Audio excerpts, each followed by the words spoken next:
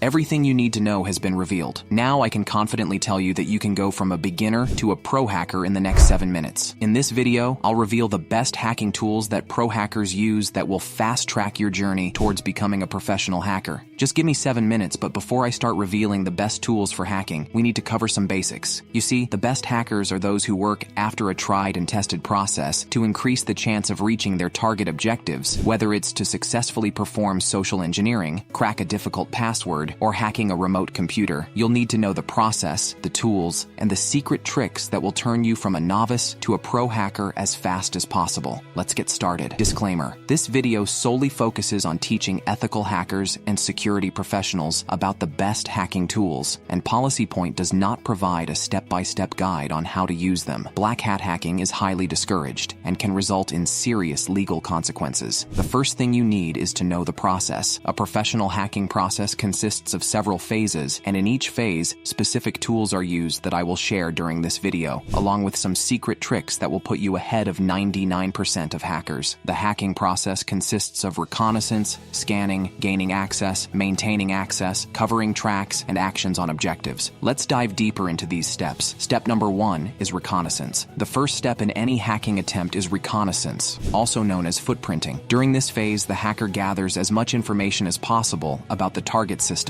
This includes identifying IP addresses, domain details, network infrastructure, and possible entry points. The goal is to map out the target environment to identify vulnerabilities without touching the target system directly. The best tools used in this step are Nmap Shodan and Google Dorks. Nmap is a free and open source utility widely used for network discovery and security auditing. Network administrators and security professionals primarily use it to identify what devices are running on their systems, discover open ports and services, and detect security risks. Nmap uses raw IP packets and clever ways to determine which hosts are available on the network, what services those hosts are running, what operating systems and OS versions they are running, and what type of packet filters firewalls are in use. Its powerful features allow users to scan large networks or just single hosts, and map capabilities make it an essential tool in any hacker's toolkit, providing a foundational overview that guides further security, assessment, and attack strategies. The next tool is even more impressive. Shodan is often referred to as the search engine for hackers, though it is also incredibly useful for security analysts and network administrators, unlike Google, which crawls the internet for websites. Shodan scans for devices connected to the internet, making it possible to find everything from webcams to water treatment facilities. It can be used to discover which of your target's devices are connected to the internet, where they are located, and who is using them. Shodan provides valuable data that helps security professionals discover the presence of potentially vulnerable systems connected to the internet, which could be targets for exploitation. Did you know you can even use Google for this recon? Let me show you how Google Dorks isn't a tool, but rather a technique used to leverage the mother of all search engines, Google, to uncover security vulnerabilities. This technique involves using advanced search operators in Google to locate specific strings of text within search queries. For example, using Google Dorks, a security researcher can find exposed sensitive documents, misconfigured website databases, and access to public cameras. These dorks are essentially simple commands that can be used to search for a plethora of data, including server error messages, which reveal too much information and can lead to further exploitation. The effectiveness of Google Dorks in finding exposed information serves as a reminder of the importance of securing servers and applications to protect against potential attackers who might use similar techniques. After the initial recon, we are ready for the next step. Step number 2 is scanning. Following reconnaissance, the next step is to actively engage with the system by scanning. This phase involves using automated tools to send data to systems and analyze the responses received. Scanning helps in identifying live hosts, open ports, and the services running on servers. It's essential for confirming the data gathered during the reconnaissance phase and setting the stage for the next steps. Tools used in this phase are Nmap, Wireshark, and Nessus. Nmap is not just a tool for simple network mapping and port discovery. It can be used to perform more complex and stealthy operations. Let me share 3 secrets about Nmap zombie scans. This technique allows a hacker to scan a target while masking their own IP address, using a third party's IP to send packets to the target. This can make it appear that the fake host is the one doing the scanning, thereby hiding the actual scanner's presence. This is real ninja stuff. Version detection. Using the SRV option, Nmap can be used to determine service information about open ports, such as the software version and type of the services running. This information can be critical for identifying specific vulnerabilities known to affect particular versions of software. Script scanning. Nmap comes with a powerful scripting engine called NSS TLS Nmap scripting engine that can be used to automate a wide variety of networking tasks. These scripts can perform advanced tasks like vulnerability detection, backdoor detection, and more, making Nmap not just a scanning tool, but a powerful network security tool. The next powerful tool you must know is Wireshark. Wireshark is widely known for capturing network packets, but it can be used for deeper analysis in ways that many users may not realize. Filter expressions. Learning and using Wireshark's filtering expressions can significantly enhance its utility. For example, you can filter by protocol such as TCP, UDP, ICMP, also by source and destination IPS ports, and even by specific packet properties. Follow TCP stream. This feature allows users to reconstruct the actual data streams from captured packets. It can be extremely useful for analyzing what data is being transmitted over a connection, potentially exposing sensitive information like passwords or confidential data being sent in plain text. Decrypting TLS. If you have access to the server's private key, Wireshark can't decrypt TLS encrypted traffic, allowing you to analyze encrypted data transferred over secure connections. Another useful tool to learn is Nessus. It is one of the most widely used vulnerability scanners, and it offers several advanced features that can help uncover deep vulnerabilities in a network configuration audit. Beyond just scanning for known vulnerabilities, Nessus can be configured to perform comprehensive configuration audits, using compliance checks to ensure that systems are configured securely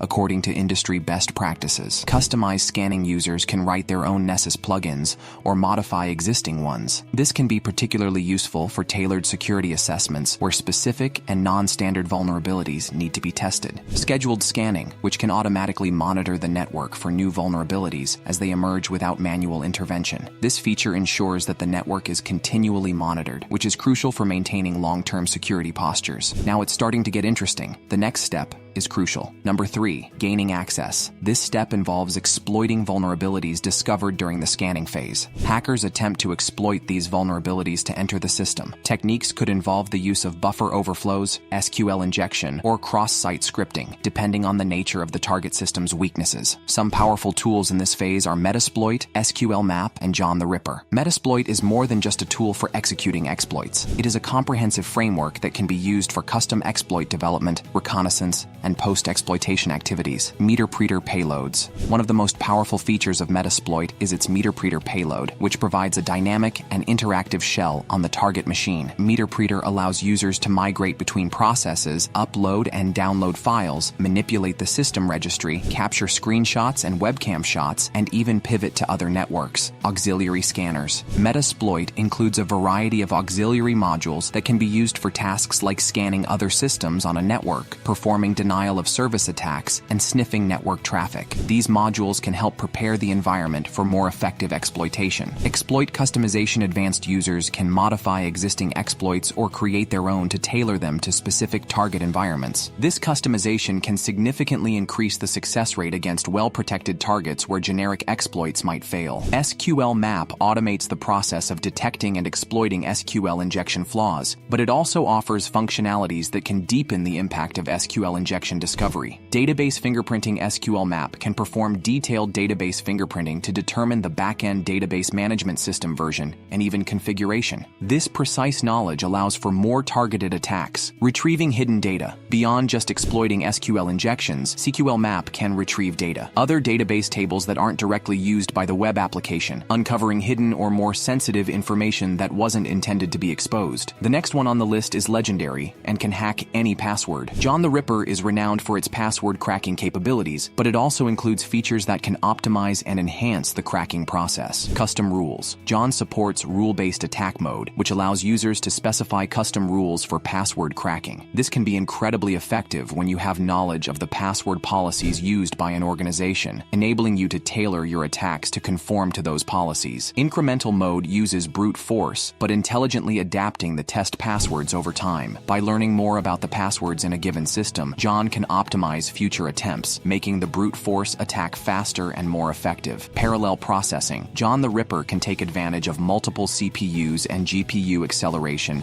to increase the speed of the cracking process significantly. This is crucial for practical password attacks, as modern passwords are complex and require substantial computational power to break. Utilizing these tools with these advanced techniques allows hackers to perform deep security assessments, identify vulnerabilities, and demonstrate the potential impact of these vulnerabilities. This, in turn, can lead to stronger, more secure systems, but everything you have learned thus far is useless if you lose your hard-earned access to target systems. That's why the next step is so important. Introducing step number 4, which is for maintaining access. Once access is gained, the hacker seeks to maintain it by securing a way to return to the system. This often involves creating backdoors and trojans. The purpose of this phase is to ensure the hacker can re-enter the system easily and remain undetected to gather more extensive data or await the optimal time for launching a further attack. Some of the most powerful tools for this Cobalt Strike and Mimikatz Cobalt Strike is a penetration testing tool, which provides an attacker with a powerful suite of capabilities designed to mimic a genuine cyber attack. It's particularly renowned for its advanced command and control (C2) features and its ability to simulate a full attack lifecycle, from spear phishing to persistent access and data exfiltration.